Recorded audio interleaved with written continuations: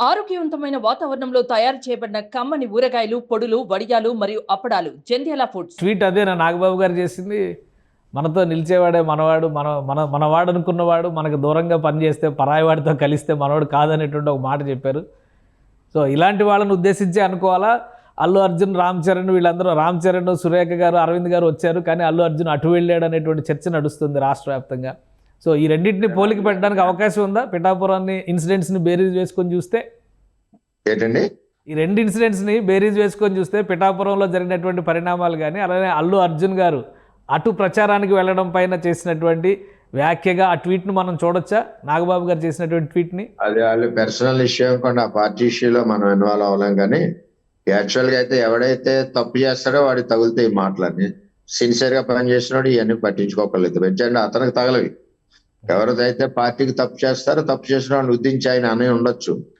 వాళ్ళ పార్టీ అంతర్గత విషయాల్లో మనకి జోకింగ్ అని మనకి అనవసరం. రైట్. అంటే ఇప్పుడు క్షేత్రస్థాయిలో టీడీపీ, జనసేన, బీజేపీ ఈ కాంబినేషన్ పూర్తిగా బలపడినట్టుగా భావించవచ్చా? మీ నియోజకవర్గాన్ని ఒక రోల్ మోడల్ గా చూడొచ్చా? స్టార్టింగ్ లో కొద్దిగా కొన్ని గ్రామాల్లో కొంచెం జరుగుతాయి, కానీ మా నియోజకవర్గానికి వచ్చేసరికి 2009 నుంచి ఉన్న జనసేన టీం అంతా కూడా చాలా బ్రహ్మాండంగా పనిచేశారు. అంతా కలిసి పనిచేస్తాం మేము, వాళ్ళు కూడా ఫ్రెండ్లీగా కలిసి పనిచేస్తాం.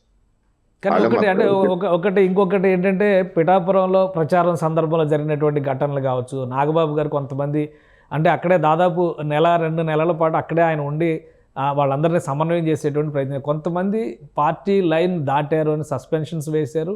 అలానే గత ఎన్నికల్లో అభ్యర్థిగా జనసేన నుంచి బరిలో దిగినటువంటి నాయకులు వీళ్ళందరూ కూడా అటు వైసీపీలో చేరిపోయినటువంటి పరిస్థితిని చూసాం. ఇది ఎక్కడా లోటు అనిపించలేదా మీకు? ఎగ్జాంపుల్ నేనే ఉన్నానండి. నాకు అవకాశం లేదని నేను పార్టీని వదిలేసిపోతే నా క్యారెక్టర్ ఏంటండి? పార్టీలో నాయకుడితో దెబ్బలాడతాం, నాయకుడితో కలపడతాం, దెబ్బలాడతాం, మా సమస్య చెప్తాం. చంద్రబాబు నాయుడు గారు ఉన్నట్టే మేము మాట్లాడతాం, అడుగుతాం, మా బాధ చెప్తాం. ఒకసారి మేము చెప్పింది ఆయన వినొచ్చు, లేని పక్షంలో ఆయన చెప్పింది మాకు న్యాయం అనిపోయినప్పుడు చంద్రబాబు నాయుడు గారి మాట మేము తీసే పరిస్థితి ఉండదు.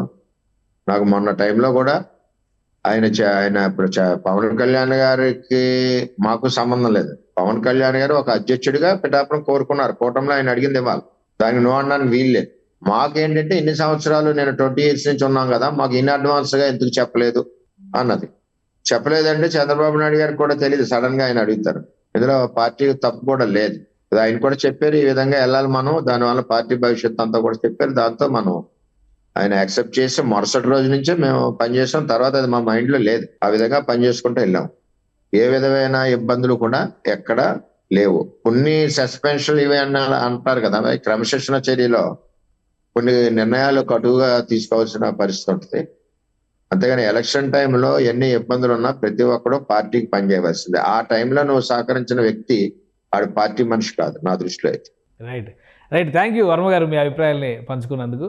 సుమన్ టీవీలో మీ పర్సనల్ అండ్ బిజినెస్ ప్రమోషన్స్ కోసం కింది నెంబర్కి కాంటాక్ట్ చేయండి.